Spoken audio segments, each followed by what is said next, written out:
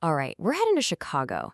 Now, you probably know the city for its incredible architecture, the deep dish pizza, but beyond all that, there's a darker story that's been haunting its streets for nearly a century.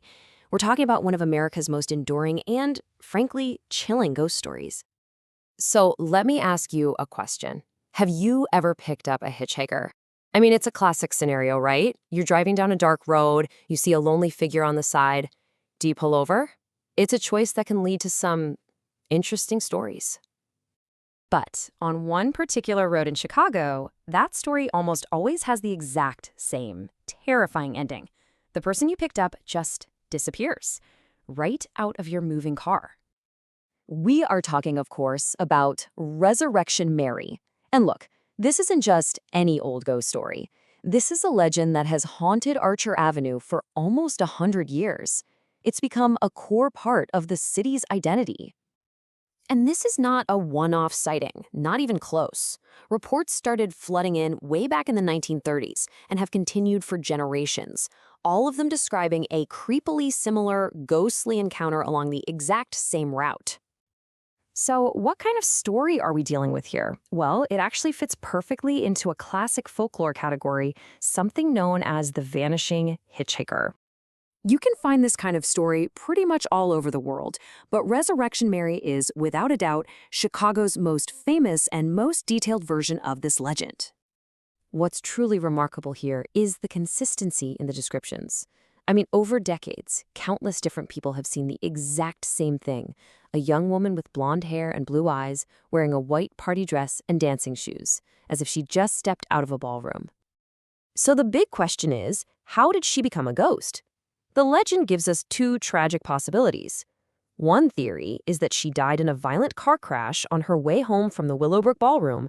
The other is that she was walking along that same road and was killed by a hit-and-run driver.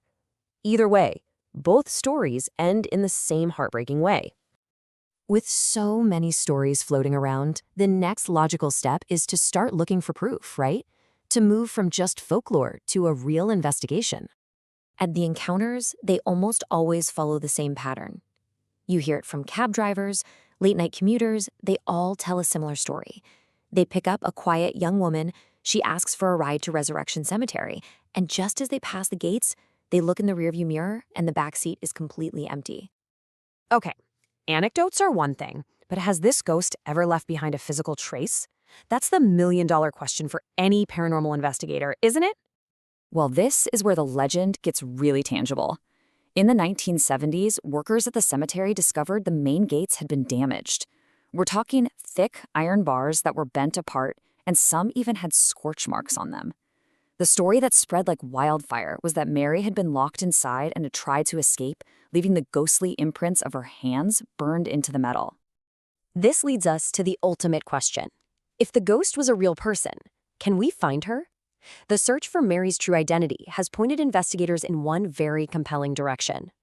The leading theory points to a young woman named Mary Bregovy. She died in a car accident in Chicago back in 1934. Now, while it's never been definitively proven, the timing, her name, and the tragic nature of her death make her a really strong candidate for the real-life Resurrection Mary. Now let's talk about the stage for this entire drama, Resurrection Cemetery itself, because it's not just a backdrop. It's practically a character in the story. Just to give you a sense of scale, the cemetery is nearly 400 acres. That's huge. It's one of the largest in the entire Chicago area, a massive, sprawling city of the dead.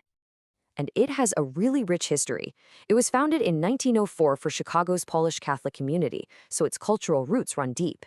The Resurrection Mausoleum was built in 1969, and that same year, get this, the future Pope John Paul II himself visited and blessed a shrine there. Today, it's the final resting place for over 225,000 souls. Now, if you put the legend's timeline right next to the cemetery's history, you can see how they've grown up together. The first sightings happened in the 1930s. Then Mary Bregovy died in 34. Fast forward to the 70s, and you get the incident with the gates. It even inspires pop culture, like songs. The two stories are just completely intertwined. And this contrast is really at the heart of the story. Inside this hub of spooky folklore is the Resurrection Mausoleum, which happens to house a breathtaking work of art, the world's largest stained glass window. It's this incredible place of both solemn beauty and chilling mystery. So, after all these years, why are we still talking about Resurrection Mary? What gives this particular story such incredible staying power? It's because it has all the ingredients of a perfect legend. It takes that universal fear, the vanishing hitchhiker, and grounds it in a specific local tragedy. It creates this fascinating tension between the cemetery's religious heritage and a supernatural mystery. And most importantly, it's tied to real places you can still visit today, which makes the story feel so immediate and hauntingly real. And that leaves us with one final question.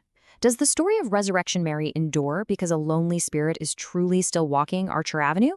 Or does it live on because we, the living, need our tragedies to have a life of their own? Perhaps some ghosts just aren't meant to rest.